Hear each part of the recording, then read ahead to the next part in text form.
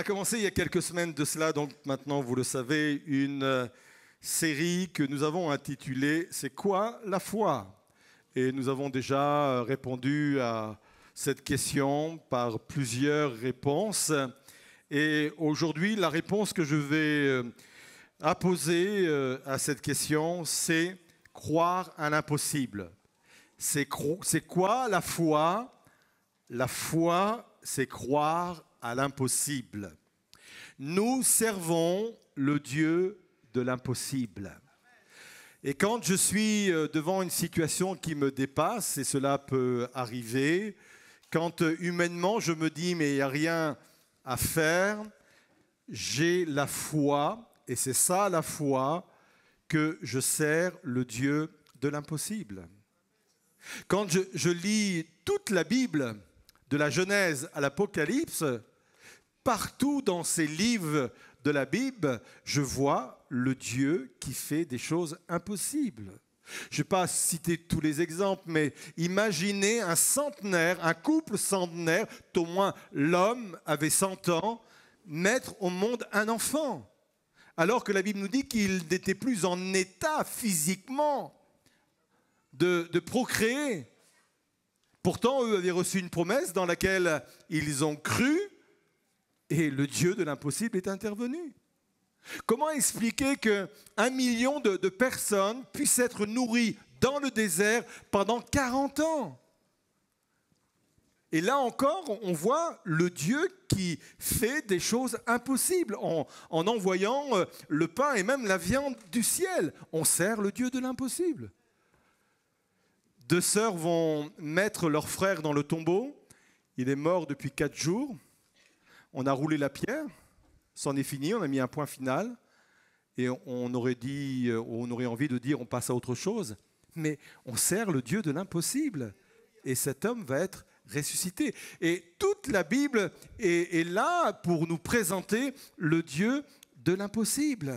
Job 42, verset 2, c'est donc Job qui le dit, « Je reconnais que tu peux tout et que rien ne s'oppose à tes pensées. » Heureusement que la Bible nous dit que la volonté de Dieu est bonne, parfaite et agréable. Parce que quelqu'un qui peut tout avec de mauvaises pensées, c'est terrible. Mais Dieu, il en est autrement.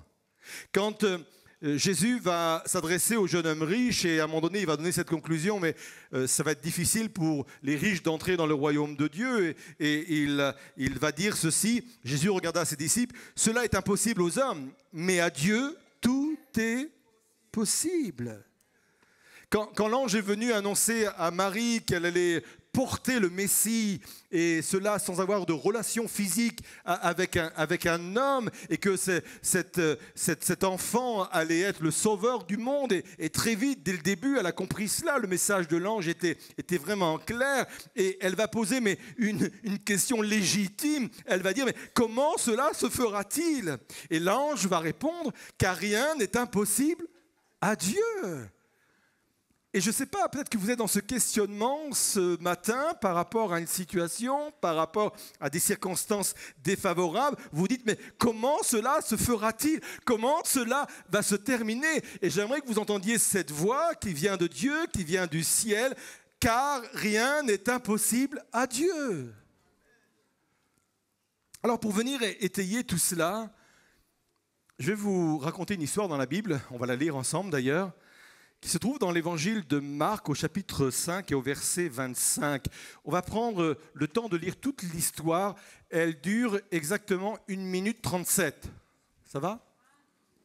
On y va. En plus, c'est la Bible, donc on ne va pas se gêner. Marc 5, verset 25-34. Dans la foule se trouvait une femme atteinte d'hémorragie depuis 12 ans. Elle avait été soignée par de nombreux médecins et en avait beaucoup souffert. Elle avait dépensé toute sa fortune sans trouver la moindre amélioration. Au contraire, son état avait empiré.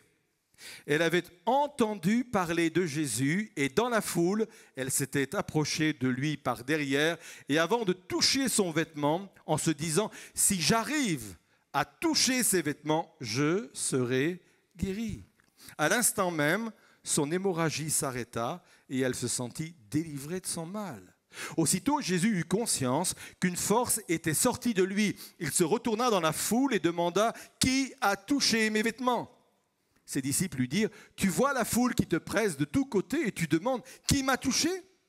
Mais lui continuait à parcourir la foule du regard pour voir celle qui avait fait cela. Alors, saisie de crainte et toute tremblante, la femme, sachant ce qui lui était arrivé, s'avança, se jeta aux pieds de Jésus et lui dit toute la vérité. Jésus lui dit « Ma fille, parce que tu as eu foi en moi, tu es guérie. Va en paix et sois guérie de ton mal. » Et à cela, nous disons Amen. Le Dieu de l'impossible est intervenu dans cette histoire. Et on va voir que cette histoire nous apprend plusieurs choses sur le Dieu de l'impossible qui intervient dans des situations qui nous dépassent. La première chose que cette histoire nous apprend est la suivante. Cette femme a fait son possible avant de voir l'impossible. Je répète, cette femme a fait son possible avant de voir l'impossible. On l'a lu ensemble, je reviens sur le verset 26. Elle avait été soignée par de nombreux médecins et en avait beaucoup souffert. Elle avait dépensé toute sa fortune sans trouver la moindre amélioration. Au contraire, son état s'était empiré. Et on imagine bien cette femme aller de médecin en médecin. Elle avait de l'énergie, elle avait de la volonté, elle avait toujours de l'espoir après un médecin et puis après un autre. Franchement, je ne sais pas depuis combien de temps elle a décidé d'aller vers les médecins, peut-être depuis le début, mais si ça fait 12 ans, ça fait quand même longtemps. Elle se disait en elle-même, je vais faire mon possible, je veux m'en sortir, je veux m'en sortir. Je veux sortir de cette maladie. Je vais retourner la terre s'il le faut, mais je veux sortir de cette maladie. Ça n'a pas fonctionné. Mais est-ce pour autant qu'elle a eu tort ? Elle a dépensé une énergie folle pour s'en sortir. Elle a continué à entretenir en elle l'espoir de s'en sortir sans que ça fonctionne dans un premier temps. A-t-elle eu raison ? Moi, je réponds à tout cela, oui. Elle a eu raison de faire tout son possible avant de s'attendre à l'impossible. Il est dit cela dans 1 Corinthiens chapitre 9, verset 24. « Ne savez-vous pas que sur un stade, tous les concurrents courent pour gagner, et cependant, un seul remporte le prix. » Et la conclusion est la suivante, « Courez comme lui de manière à gagner. » Je vais le dire de façon très pratique. Tu veux un travail ? Lance-toi dans la course de manière à gagner. Tu veux un mari ? Tu veux une femme ? Lance-toi dans la course de manière à gagner. Il n'y a pas ça dans le rayon Amazon. Tu veux sortir de ta situation ? Lance-toi dans la course de manière à gagner. C'est la Bible qui le dit. Quand tu fais quelque chose, fais-le de manière à gagner. Fais tout ton possible avant de t'attendre à l'impossible. Et vous allez me dire, mais ok, mais à quoi ça sert la foi dans ce cas-là ? Où est Dieu dans tout cela ? Retenez bien ceci. Fais tout ce que tu as à faire et après remets le contrôle de toute chose entre les mains de Dieu. Je le répète, fais tout ce que tu as à faire et après remets le contrôle de toute chose entre les mains de Dieu. Fais ton mieux et laisse Dieu reste ce qui reste à faire. Et voyez-vous, heureusement que cette femme est allée jusqu'au bout de son énergie. Parce que sinon, elle aurait raté le rendez-vous divin avec Jésus. C'est parce qu'elle était toujours dans « je veux faire le meilleur, je veux m'en sortir, je veux faire des efforts » qu'à un moment donné, ces efforts ont payé dans ce sens où elle a rencontré Jésus. Imaginez un seul instant qu'au bout d'un moment, elle a dit « moi j'en ai marre, je reste à la maison ». Je reste là devant Netflix, je ne bouge pas, je regarde la télé et je reste dans ma maison, je ne sors pas, je ne vais plus voir personne. Imaginez qu'elle soit dans cette position. Jamais elle ne serait sortie de sa maison et jamais elle n'aurait rencontré Jésus. D'où l'importance de dire, mais fais ta course. Donne-toi tout entier, donne-toi vraiment à fond dans le fait de sortir de ta situation et ça va aboutir à un moment donné puisque tu vas rencontrer Jésus dans ta démarche de foi. Ça, c'est le premier point qui est vraiment important et bien sûr, vous vous en doutez. Cette femme a fait son possible avant de voir l'impossible. Deuxièmement, cette histoire nous apprend que le Dieu de l'impossible prépare des rendez-vous improbables. En fin de compte, cette histoire de cette femme qui a une hémorragie, c'est une histoire qui s'incruste dans une autre histoire, pour ceux qui connaissent bien l'Évangile. En fin de compte, c'est deux histoires qui se confondent. L'histoire ne commence pas avec elle. L'histoire commence avec un homme qui s'appelle Jairus, qui est le responsable de la synagogue et qui a une fille de 12 ans qui vient de tomber gravement malade. Et ce père vient se jeter aux pieds de Jésus et il supplie Jésus de venir dans sa maison pour guérir son enfant.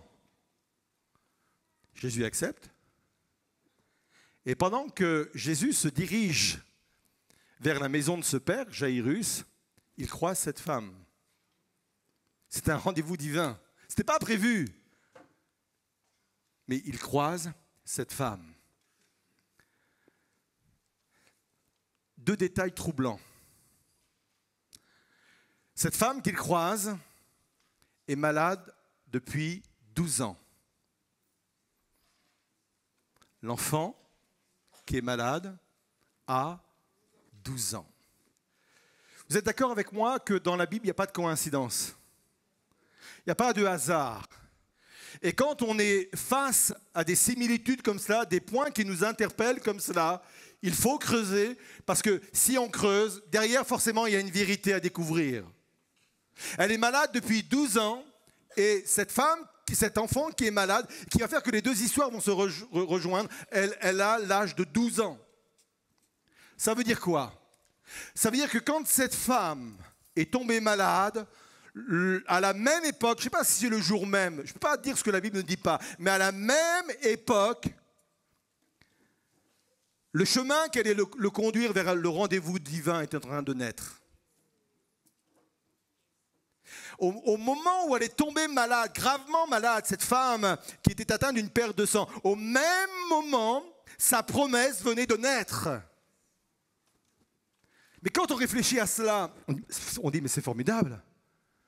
Dieu, tu prévois, tu anticipes déjà les choses. 12 ans, ils se rejoignent à un moment donné bien précis. Ils auraient pu se rater peut-être à 5 minutes près, mais c'était programmé 12 ans avant et ils se rencontrent et la bénédiction a lieu.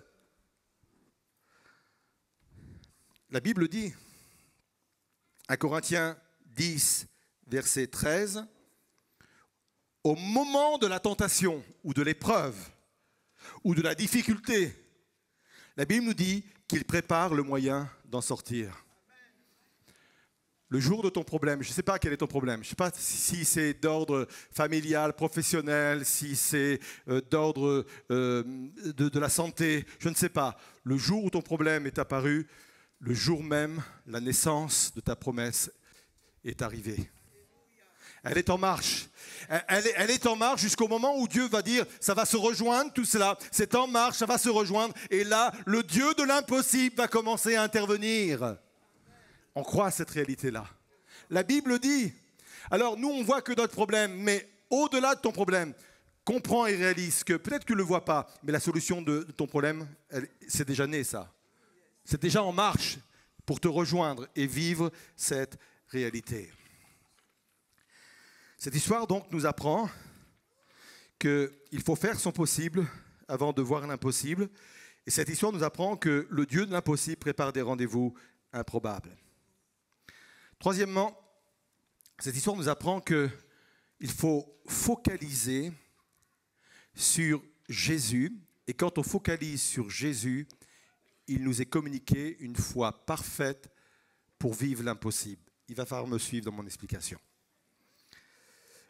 On relit ce texte, donc une partie de notre histoire, Marc 5, verset 27. Elle avait entendu parler de Jésus. Et dans la foule, elle s'était approchée de lui par derrière. Et avant de toucher son vêtement, en se disant, si j'arrive à toucher ses vêtements, je serai guérie. Le fait d'entendre parler de Jésus a créé en elle un espoir nouveau.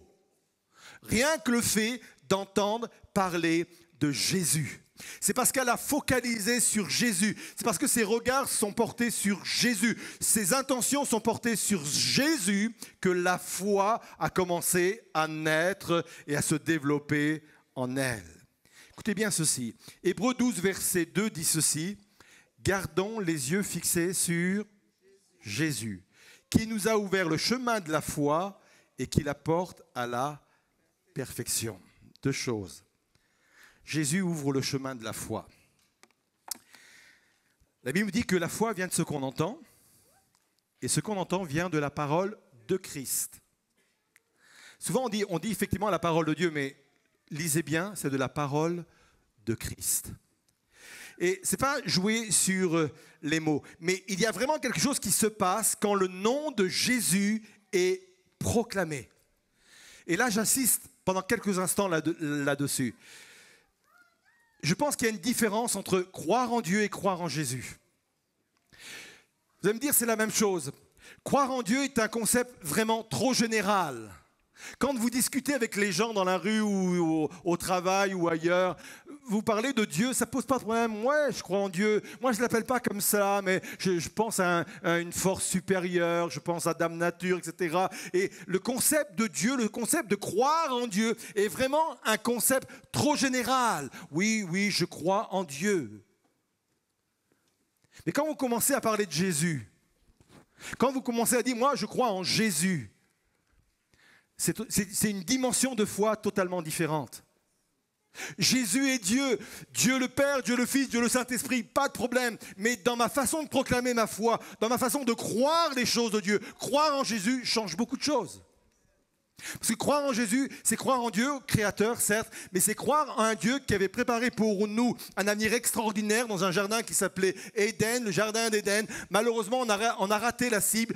Dieu n'a pas lâché l'affaire. Il a pourvu déjà un sauveur. Et ce sauveur me permet aujourd'hui d'être pardonné de mes péchés et d'avoir une relation avec Dieu et de vivre les miracles et les promesses de Dieu. Je crois en Jésus à cause de cela. Je ne crois pas à un Dieu vague, je ne crois pas à une puissance un peu supérieure, un peu vague, comme ça, philosophique. Je crois en Jésus. Parce que croire en Jésus, ça impacte beaucoup de choses. Les gens de ma génération, moment vintage, ont connu, il exerce encore, mais à mon époque, il était très populaire, le chanteur Bono, du groupe U2. Était bien mon accent là? Était bien placé? Ouais, merci. Aidez-moi. Et je ne sais pas si vous savez, mais il y a quelques années de cela, peut-être 5-6 ans, 4-5 ans, ce chanteur très populaire a fait une rencontre personnelle avec le Christ ressuscité. Vraiment, il a été touché dans sa vie, il est chrétien. Et il témoigne régulièrement de sa foi, y compris même dans ses chants. Aujourd'hui, il y a plein de gens qui chantent ces chants et ils ne savent même pas qu'ils sont en train de confesser des choses sur Jésus, mais ce n'est pas grave, ils le chantent quand même. Bref. Et un jour, il était devant un journaliste qui l'interrogeait et le journaliste voulait lui parler de religion. Quelle est votre position par rapport à la religion en général? Et il parlait de Dieu et de Dieu et de Dieu, etc. Et à un moment donné, Bono a dit ceci, et j'aime beaucoup. Il dit ceci, ça va apparaître devant vous. Il dit, le Christ, il parle de Jésus. Le Christ est ma voie pour comprendre Dieu. Et il pose la question, selon vous, qui est Jésus? Je pense que c'est une question déterminante pour les chrétiens. On ne peut pas s'en sortir facilement en disant qu'il est juste un grand penseur, un grand philosophe. Il est ce qu'il disait être, le Messie. Et c'est pour cela qu'il a été crucifié, parce qu'il disait qu'il était le Fils de Dieu. Bono! Il ne faut pas être vague dans nos proclamations. Il ne faut pas être vague, il faut être précis. Et cette femme a focalisé sur Jésus, sur la personne de Jésus. Il ne faut pas être vague, c'est le sauveur du monde. Par lui, tout est possible, on le croit vraiment. C'est pour cela que nous voulons élever au milieu de nos prédications, au milieu de nos louanges, de nos prières. On veut élever le nom de Jésus. On veut vraiment qu'il soit élevé, qu'il soit glorifié.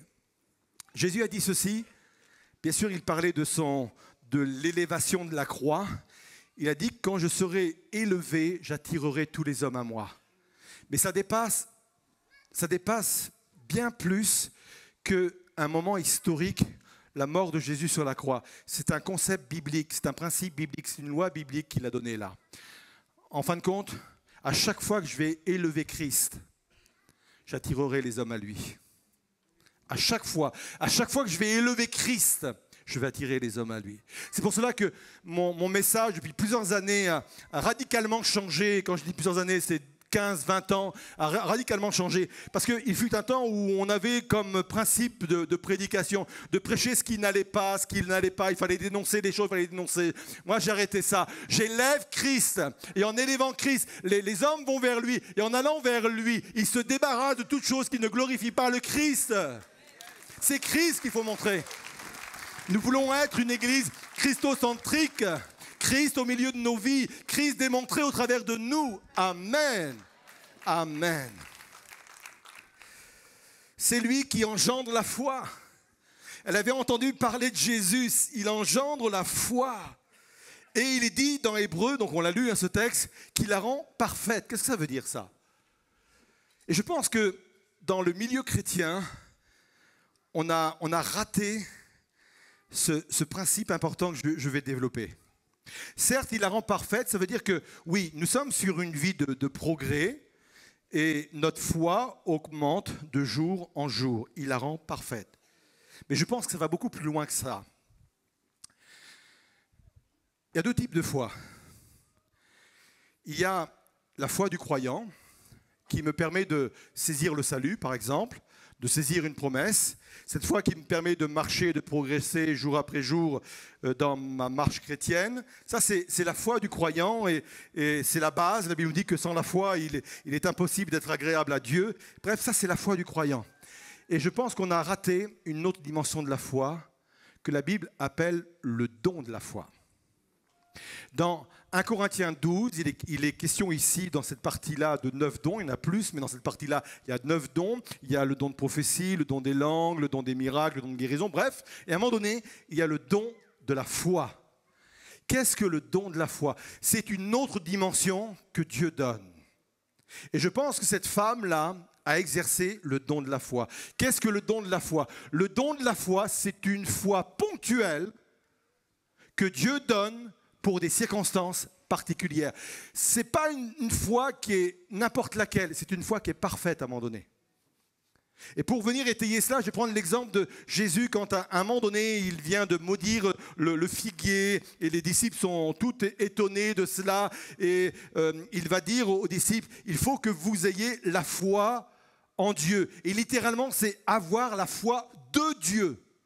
Et la précision est très importante. Il va dire, mais si vous avez ce type de foi, vous pouvez dire à la montagne, ôte-toi de là, et elle va se déplacer. Et la foi de Dieu, c'est quoi? C'est une foi parfaite. Et le don de la foi, c'est quoi? C'est que pour un moment donné, précis, ponctuel, Dieu nous donne et nous transmet sa propre foi.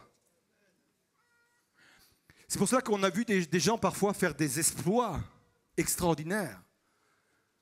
Encore une fois, c'est une foi ponctuelle. C'est pas j'aurais aimé la conserver tout le temps, mais c'est une foi ponctuelle pour des sujets précis, pour des besoins précis, pour des défis précis. Une foi ponctuelle, une foi parfaite. La foi en Christ peut nous emmener vers ce don de la foi qui est une foi ponctuelle et parfaite. Et combien sont d'accord pour dire que parfois, face à certaines situations, il faut que Dieu vienne nous donner sa foi parfaite. Pour venir soutenir des réalités compliquées, des réalités difficiles. En fin de compte, je réalise que ce qui est important, ce n'est pas la force de ma foi, c'est l'objet de ma foi. Je répète, ce n'est pas la force de ma foi, c'est l'objet de ma foi. En qui je mets ma foi? Si ma foi est en Christ, comme cette femme a mis sa foi en Christ, non seulement cette foi va grandir, mais il est capable de me donner à des moments précis une foi parfaite pour transporter les montagnes. Ça, c'est le Dieu de l'impossible. Humainement parlant, c'est impossible de le faire. Vous êtes toujours là? Aussitôt, que cette femme a touché le bord du vêtement de Jésus. Jésus a posé cette question, qui m'a touché? Et les disciples ont pensé, ont même trouvé, et même lui ont dit que c'était vraiment une question un peu stupide. Bon, ils l'ont dit autrement, ils l'ont dit, mais maître, la foule qui t'entoure et qui te presse, et toi tu dis, qui m'a touché? Mais il y a, je ne sais pas, moi, peut-être des dizaines, des centaines de mains qui sont là en train de te toucher régulièrement, et toi tu dis, qui m'a touché? Et là, ça nous apprend aussi quelque chose de très important pour vivre et être au contact du Dieu de l'impossible. Ce n'est pas parce que vous venez à l'église qu'il va se passer quelque chose. Il y a une différence entre faire partie de la foule et sortir de la foule. Et moi, je crois qu'il y a des actes de foi qu'il faut faire où à un moment donné, je dis, je ne fais plus partie de la foule. C'est-à-dire que je ne suis pas là uniquement pour chanter des cantiques, venir à l'église parce que c'est le dimanche, parce que c'est bien de venir à l'église. J'aime entendre les cantiques, j'aime entendre la prédication. Ça, je fais partie de la foule, je fais partie de la foule et je touche comme ça un peu les choses, j'entends les choses, etc. Mais à un moment donné, il faut sortir de la foule en disant, moi, je veux vivre mon expérience. Je veux vivre la réalité que je viens d'entendre. Je veux moi-même toucher la parole de Dieu. Je veux moi-même toucher le Christ. C'est ça, sortir de la foule. Et quand je disais toucher moi-même les promesses et les réalités et la parole de Dieu, c'est ce qui s'est passé littéralement pour cette femme. Il est dit littéralement qu'elle a touché le bord du vêtement de Jésus. Jésus était considéré comme un rabbin, donc il y avait des habits qui appartenaient au maître, au rabbin, etc. Et les habits des rabbins étaient constitués de cette façon-là. Sur le bord du vêtement, en bas, il y avait un liseré bleu, et le liseré bleu était le symbole de la Torah à cette époque-là. Et c'est pas pour rien qu'elle dit « je veux toucher ce liseré-là ». C'est pas pour rien qu'elle dit « je veux toucher le bord de son vêtement ». Littéralement, elle dit « je veux toucher la parole de Dieu, je veux toucher la Torah ». Il y a une promesse à toucher ce matin. Je peux rester sur un plan général, je suis bien là, je suis dans l'église, je suis devant mon écran et j'écoute les choses et je me sens bien avec ce qui est dit, avec ce qui est fait. Mais j'ai une démarche supplémentaire. Cette femme est allée plus loin, elle a touché. Mais elle n'a pas touché comme les autres. Elle n'a pas vécu le moment comme les autres. Elle l'a vécu d'une façon personnelle. Elle dit, je veux aller chercher ma promesse. Je veux aller toucher cette parole. Je veux vivre la réalité de ce qui est prêché. C'est à moi de le vivre. Hudson Taylor, j'en ai parlé la semaine dernière, de cet homme de Dieu qui était un missionnaire dans les années 1800, qui a ouvert le champ de mission en Chine. Il a fait un travail extraordinaire. Il a écrit beaucoup de choses. Je vous ai donné une citation la semaine dernière de lui. Je vais vous en donner une seconde. Il a dit ceci, et j'aime le pragmatisme avec lequel il parle de ces choses. Il dit, il y a 3 étapes dans toute grande œuvre de Dieu. D'abord, c'est impossible. Puis, c'est difficile. Puis, c'est fait. Et c'est quelqu'un qui était sur le terrain. C'est quelqu'un qui l'a vécu, hein. Il y a une biographie sur cet homme de Dieu et c'est vraiment, c'était improbable ce qu'il a vécu et c'est improbable la façon dont il est parti comme cela en Chine. C'était improbable à cette époque-là, c'était improbable. Et pour lui, ça lui semblait impossible. Alors il dit, c'est d'abord impossible. C'est pas simple parce que il faut que je fasse mon possible pour vivre l'impossible. Il dit, c'est difficile. Puis il dit, bon, après coup, bah, c'est fait, hein. On sert le Dieu de l'impossible. Je voudrais le redire une dernière fois, je voudrais qu'on acclame cette vérité-là. On sert le Dieu de l'impossible. C'est la réalité. Et si ce matin vous repartez de ce culte, de ce lieu en disant « c'est tout ce que j'ai retenu de la prédication du pasteur », eh bien c'est l'essentiel. Nous servons le Dieu de l'impossible. Amen. C'est le Dieu. La foi, c'est ça. La foi, c'est croire au Dieu de l'impossible. Si je ne crois pas à l'impossible, je ne crois pas à la bonne personne. J'allais dire au bon Dieu, mais comme c'est péjoratif, le bon Dieu. Dans la bonne divinité, quoi. Mais si je crois en Dieu, forcément je crois au Dieu de l'impossible. Parce que les deux sont indissociables. Alors, on va se mouiller un peu. On va sortir de la foule pour ceux qui le souhaitent. Je vous invite à vous lever à votre place. Je vais demander aux musiciens et groupes de louanges de venir nous rejoindre. Vous savez que j'aime ponctuer, j'aime finir les moments d'enseignement, les moments de prédication par des appels, parce que je crois effectivement à l'importance de toucher soi-même ce qui vient d'être prêché, donc pratiquement tous les dimanches ou régulièrement, je fais cet appel. C'est une façon de sortir de la foule et de toucher différemment le message de Dieu et la promesse de Dieu pour ceux et celles qui se sentent concernés. Pendant que le groupe de chant va proclamer cette vérité, il va chanter ce chant qui dit « Dieu de l'impossible ». À toi, tout est possible. On va chanter cela. Et je crois que la foi vient de ce qu'on entend, et ce qu'on entend vient aussi des chants qui sont proclamés également. Moi, je crois que si ce matin, il y a des personnes qui sont là en se disant « Moi, je suis confronté à une telle situation. Humainement, c'est impossible. Je fais mon possible, j'ai fait mon possible, mais maintenant, je dois m'attendre à l'impossible. » Quand je regarde la parole de Dieu, tout problème a engendré un miracle. Donc, si tu as un problème, tu es candidat pour un miracle. Si tu as un problème, tu es candidat pour être confronté au Dieu de l'impossible. Je voudrais que pendant qu'on est là dans le recueillement, je voudrais que vous puissiez être renforcés dans votre foi.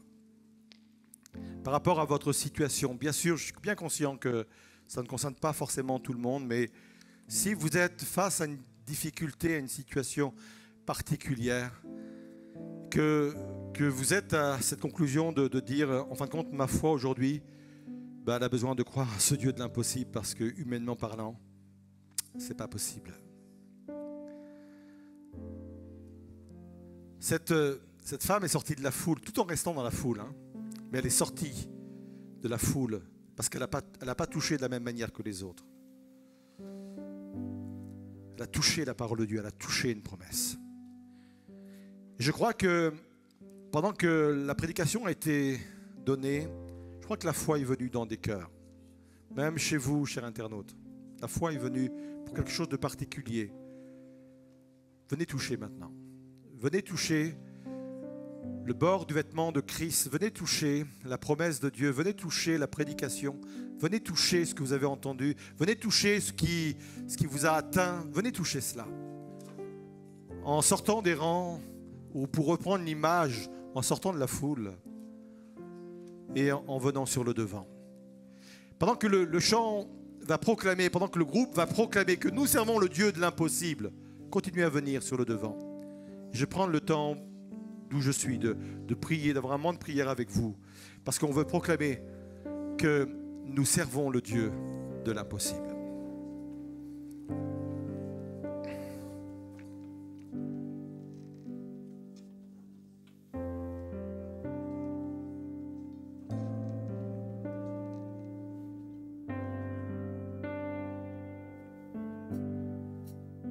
Dieu peut faire infiniment et au-delà,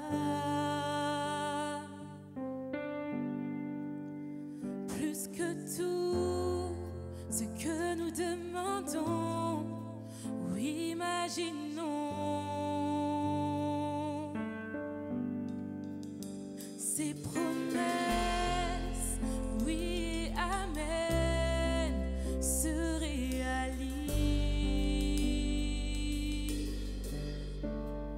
Sa parole, toujours sûre et certaine, elle s'accomplira.